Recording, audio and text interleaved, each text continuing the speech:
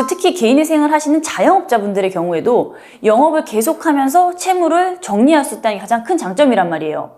근데 새출발 기금처럼 카드 사용이 그냥 막혀버리거나 신용 등급이 다 떨어져서 영업에 지장을 받으면 아무래도 불편함이 많으시겠죠.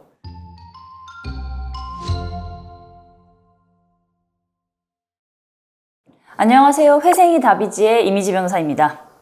요즘 자영업자분들 사이에서는 새출발기금 확대 정책이 확실히 화제인 것 같더라고요. 저희 사무실에도 개인회생과 새출발기금을 비교해서 문의하시는 분들이 좀 늘어난 것 같아요. 그래서 오늘은 새출발기금과 개인회생을 정확히 비교를 해서 어떤 경우에 어떤 것을 선택해야 되는지 좀 구체적으로 설명해 드리려고 합니다.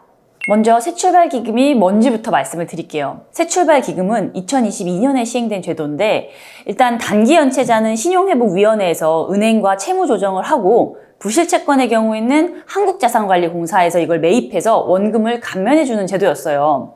근데 처음에는 이거 홍보를 정말 많이 했거든요. 영세한 소상공인의 부채를 탕감해주겠다 막 이렇게 말하면서요. 근데 막상 시행해보니까 그 요건이 생각보다 까다로웠고 심사 기간이 너무 길었어요. 그래서 결과적으로는 열심히 장사를 하고 있는 분들은 혜택을 보지 못했고 정말로 취약한 계층 일부만 혜택을 받을 수 있었거든요. 근데 가장 결정적인 문제는 새출발 기금을 통한 채무 조정 그 절차에 들어가면 신용 등급이 하락하고 신규 대출이나 카드 사용이 막혀버린다는 점이었어요. 근데 자영업 하시는 분들은 아시겠지만 카드 사용이 다 막혀버리면 장사가 돌아가기가 힘들거든요. 근데 자영업자를 대상으로 하는 제도라면서 정작 자영업자분들이 이용하기에는 좀 치명적인 단점들이 있었던 거죠. 그래서 지금 정부에서 새출발 기금을 확대 조정하겠다 이렇게 말하는 건 예전에 시행했던 제도가 어떻게 보면 실패로 끝났기 때문에 그런 부분들을 개선하려는 것 같아요. 그렇지만 이번에도 기존과 같은 문제가 반복되지 않을까 우려되는 점이 있습니다. 일단 첫 번째로는 기존에는 취약계층만 대상으로 해서 지나치게 제한적이라는 비판이 있었기 때문에 저소득층까지 늘어나긴 했어요. 하지만 여전히 대다수의 일반적인 사업자는 대상이 아니게요.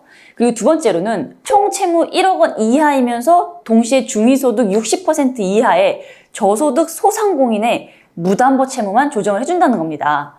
이게 물론 원금의 90%는 감면을 하고 최대 20년간 분할로 상환을 해준다는 큰 장점이 있어요.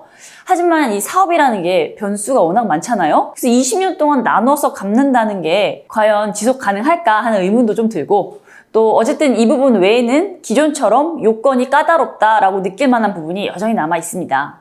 새출발 기금과 개인회생의 가장 큰 차이는 지금 이 새출발 기금 제도에 대해서 명확하게 설명해 줄 수 있는 사람이 없다는 거예요. 물론 새출발 기금 제도도 개인회생에서의 금지 명령과 똑같이 추심을 막아준 제도가 있다고는 하지만 그럼 그 이후에는 어떻게 하면 좋을지 계획을 세울 수 있는 부분이 없어요. 그러니까 개인회생에서는 일단 금지 명령을 받으면 자영업자에게 가장 중요한 카드사 매출 채권이 상계가 되지 않습니다. 그러니까 금지 명령을 받고 변제를 이제 시작할 때까지 일단 그동안의 자금을 확보를 할 수가 있고 무엇보다 영업을 계속 해나갈 수가 있어요. 그런데 새출발 기금은 대상이 자영업자로 국한됨에도 불구하고 자영업자가 그 신청한 이후에는 어떻게 영업을 이어나갈 수 있는지 그 부분에 대해서 담당자조차도 명확하게 설명을 해주지 못하고 있어요. 그래서 미래 예측이 안 된다라는 게 가장 치명적인 단점인 것 같아요. 그리고 또 근본적인 문제는 개인회생은 소득이 있는 사람이라면 누구나 이용할 수가 있는데 새출발 기금은 자영업자로 국한된다는 게 가장 큰 차이점입니다. 사업자에게 가장 흔하게 나타나는 채무인 물품 대금 채무, 그리고 국세 체납 이런 부분도 개인회생에서는 어떻게든 한 번에 해결이 가능한데 새출발 기금은 금융기관의 채권만 대상이 되기 때문에 그런 금융기관 이외의 채권은 해결할 수가 없어요. 그리고 또 개인회생의 경우에는 이미 20년 이상 시행이 되어 왔기 때문에 여러 가지 측면에서 좀 계속적으로 검증이 되어 온 상대적으로 안전한 제도거든요.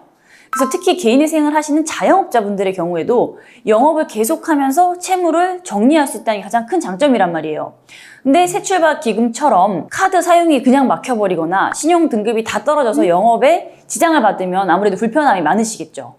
그리고 개인회생은 금융기관 채무뿐만 아니라 물품 대금, 임대료, 국세, 지방세까지 모든 채무를 한꺼번에 정리할 수가 있거든요. 자영업하면서 생기는 모든 종류의 빚을 다 한 번에 해결할 수 있다는 거죠. 또 개인회생은 변제 기간과 변제 금액이 명확해요. 그래서 3년에서 5년 동안 이 정해진 금액을 갚으면 나머지는 모두 면책을 받을 수가 있습니다. 그러니까 20년씩 길게 갚아야 하는 새출과 기금과는 확실히 그 기한에서 차이점이 있죠. 그래서 제가 사무실에서 보면 일단 첫 번째로는 새출발 기금에 해당이 되는지 여부가 가장 중요하고요. 그리고 나서는 개인회생으로 어느 정도 탕감을 받는지 먼저 계산을 해보고 그 탕감률이 좀 아쉽다, 부족하다 이런 분들은 새출발 기금도 좀 알아보시고 비교해보시라 이렇게 안내를 드리고 있어요. 그리고 새출발 기금도 중요한 게 3개월 연체가 돼야지 할 수가 있거든요. 근데 3개월 연체가 되기 전에는 탕감이 안 되는데 자영업을 하시면서 이 3개월간 연체를 견디시기가 굉장히 어렵거든요. 그래서 이런 경우에는 간혹 개인회생 제도를 이용을 해서 일단은 독촉 행위들을 막고 그 다음에 3개월을 버티고 새출발 기금을 검토해 보시는 것도 또 하나의 방법으로 많이들 고려하시는 것 같아요.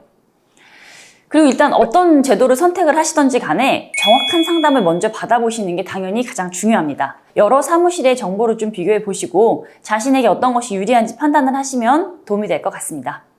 저희가 고정 댓글로 남겨드린 연락처로 연락을 주시면 저희 사무실에서도 최선을 다해서 도와드리도록 하겠습니다. 감사합니다.